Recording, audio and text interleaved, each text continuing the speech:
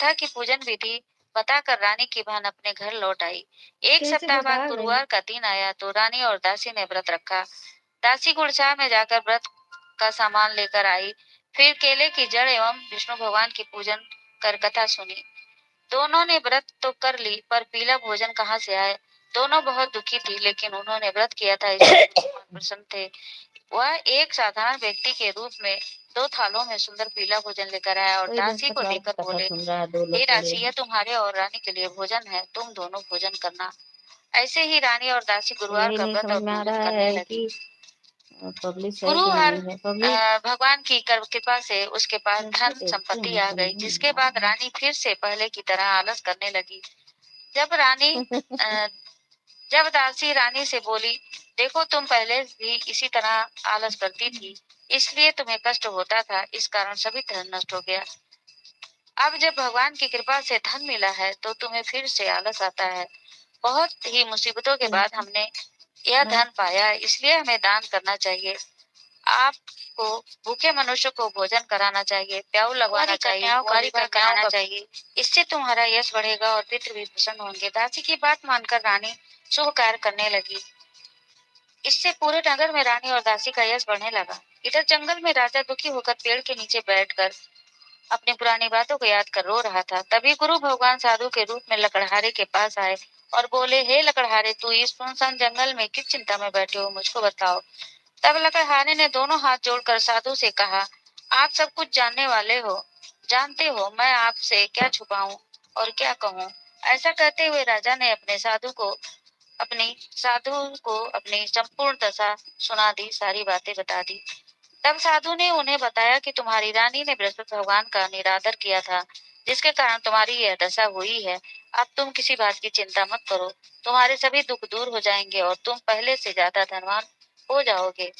जीवन में सुख प्राप्ति के लिए बृहस्पतिवार के दिन व्रत कथा करना चाहिए, इससे तुम्हारे दुख दूर हो जाएंगे। इसके लिए तुम गुरुवार के दिन चने और नक्का से केले के जड़ में बृहस्पति भगवान का पूजन और व्रत कथा करो, जिससे तुम्हारे दुख दूर होंगे। साधु की बात सुनकर राजा बोला, मुझे लकड़ी बेचकर इतना पैसा नहीं मिलता जिससे भोजन करने के उपरांत मैं बचा सकूं। मैंने रात्रि में अपने रानी को बहुत व्याकुल देखा है, मेरे पास कोई साधन भी नहीं जिससे मैं उनकी खबर जान सकूं। लकड़हारे की बात सुनकर साधु ने कहा, तुम किसी बात की चिंता मत करो, तुम रोजाना लकड़ियां लेकर जाना, तुम्हें रोज से दुगना धन प्राप्त होगा और पूजन के अलावा भोजन भी कर लोगे।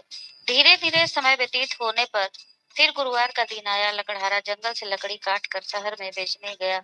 उसे उस दिन और दिनों से अधिक धन मिला। राजा सामान लाकर गुरुवार का व्रत किया, उस दिन से उसके सभी दुख दूर हो गए। लेकिन जब अगले गुरुवार का दिन आया तो राजा व्रत करना भूल गया। इस कारण गुरु भगवान नाराज हो गए। उस दिन उस नगर के राजा ने एक विशाल यज्ञ का आयोजन किया और शहर में लोगों को अपने घर में भोजन न बनाने का आदेश दिया। साथ ही यह भी कहा कि जो राजा की आज्ञा न मानेगा उसे फांसी सजा दी जाएगी। इस तरह राजा की आज्ञा से नगर के सभी लोग भोजन करने गए, लेकिन लकड़हारा कुछ देर से पहुंचा, इसलिए राजा उसे अपने साथ ले गए और साथ में भोजन करा रहे थे।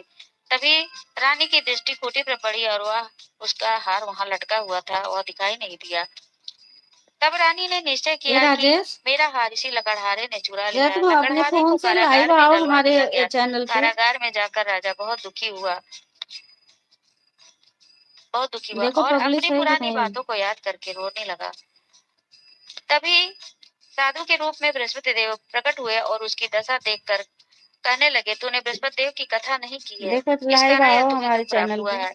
अब किसी प्रकार की चिंता मत कर। शुभनम गुरुवार के मिश्रा दिन पे तुझे लाइव आओ कारागार जरा। के दरवाजे पर 4 पैसे मिलेंगे, जिससे तू बृहस्पतिवार की कथा करना, तेरे सब कष्ट दूर हो जाएंगे। बृहस्पतिवार के दिन उसे 4 पैसे मिले। उसे राजा बृहस्पतिवार देव की कथा किया। उस रात बृहस्पति भगवान उस नगर के राजा को स्वप्न आकर कहा, तूने जिस लकड़हारे को कारागार में बंद किया है वह उसे छोड़ देना, वह निर्दोष है। अगर तू ऐसा नहीं करेगा मैं तेरा राज्य नष्ट कर दूंगा। रात्रि में स्वप्न के बाद राजा प्रातः काल उठा और खूंटी पर लटका देख लकड़हारे को बुलाकर क्षमा मांगी एवं सुंदर वस्त्र आभूषण भेंट कर उसे विदा किया। गुरु भगवान की आज्ञा अनुसार राजा अपने नगर को लौट गया। जब राजा नगर के निकट पहुंचा तो